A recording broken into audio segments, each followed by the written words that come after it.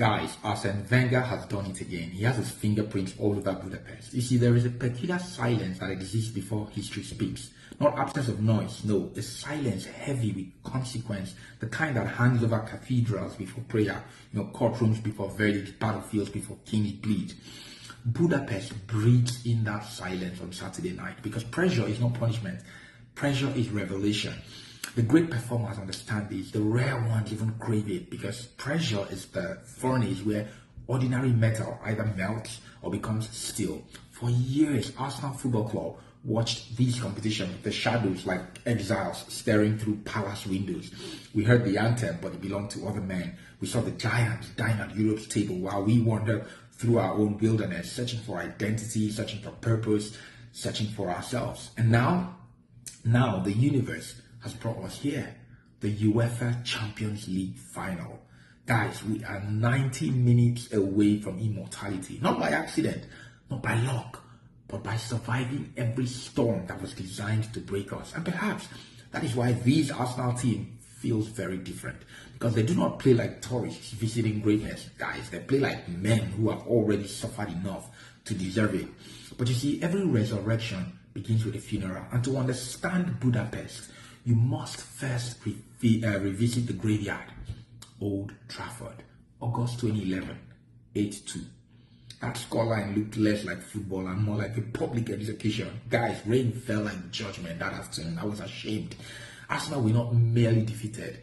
They were exposed, torn apart in front of the world like a kingdom collapsing in real time. The headlines mocked us. The rivals laughed. The football world declared the Arsenal era dead. And somewhere in that chaos, Arsene Wenger did something fascinating. He panicked, or at least that is what history called it. In the dying hours of that transfer window, Wenger scrambled like a man plugging holes in a sinking ship. 5 signings arrived in desperation, but destiny has a habit of disguising itself as disorder, because hidden among those frantic signatures was a quiet Spanish midfielder, not glamorous, not explosive, not the headline. Mikel Arteta, a player with the mind of a chess master and the soul of a teacher. And this is where football becomes poetry, because the same humiliation that scarred Arsenal also planted the first seed of its salvation. You see, football is obsessed with moments, but history is obsessed with threads, tiny invisible threads connecting chaos to glory. If Wayne Rooney misses one shot that day, if Arsenal escape with dignity, if Wenger never feels that panic, Mikel Arteta never signs for Arsenal. Think about that.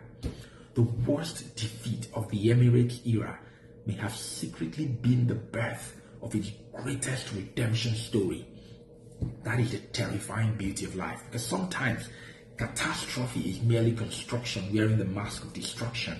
Arteta arrived as a player carrying calm inside chaos. Years later, he returned as a manager carrying vision inside dysfunction. And slowly, almost obsessively, he rebuilt Arsenal from the bones outward. Not just tactically, spiritually as well. He restored standards, he restored belief, he restored fear. Look at this team now.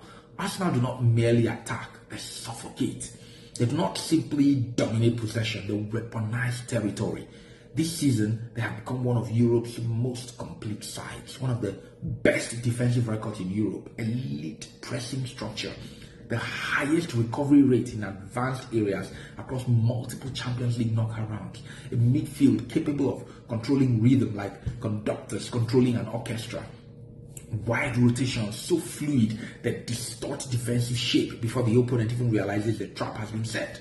Declan Rice has become football's version of a war general, destroying transitions before they become danger. Martin Odegaard plays like a man who sees football 3 seconds before everyone else. And Bukayo Saka, he feels inevitable now. Like every great dynasty eventually produces one sacred star around which destiny bends. But perhaps the most dangerous thing about Arsenal is not talent, it is emotional maturity. Guys, this team no longer fears the moment, they haunt it. And now, we arrive in Budapest, the city of judgment. Beautiful Budapest, a city split by 2 worlds, connected by one bridge. I read somewhere that Buda and Pest are 2 halves of the Hungarian capital, separated by a river. Almost symbolic, isn't it? Because Arsenal too have lived as two identities. The old Arsenal, fragile, naive, beautiful but breakable. And these Arsenal, ruthless, disciplined, emotionally unshakable. And Saturday feels less like a match and more like Judgment Day for an entire generation of supporters who have carried this club through ridicule and through drought. Tactically, the signs are there. Arsenal's defensive compactness between the lines has suffocated elite transitions all season. Their set-piece threat borders on surgical. Their ability to overload half spaces through Odegaard and White creates numerical superiority almost impossible to sustain for 90 minutes. Most importantly, they have learned how to suffer. Champions are not crowned by beauty alone. They are crowned by surviving moments where lungs burn and legs die and doubt starts whispering your name. This Arsenal side has survived those moments repeatedly. And that is why I believe, not hope, believe. I believe this is the night. Saturday night is the night that circle closes. The night the frightened boys who once watched Europe from afar become kings beneath the Hungarian sky. I believe Mikel Arteta, the man born from Arsenal's humiliation, completes football's most poetic full-circle moment by delivering its greatest modern triumph. And if that happens, if those red and white ribbons wrap themselves around that Champions League trophy, then understand something.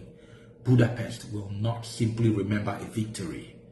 It will remember a prophecy fulfilled. Because sometimes the thread was always leading here to pressure, to purpose, and to glory.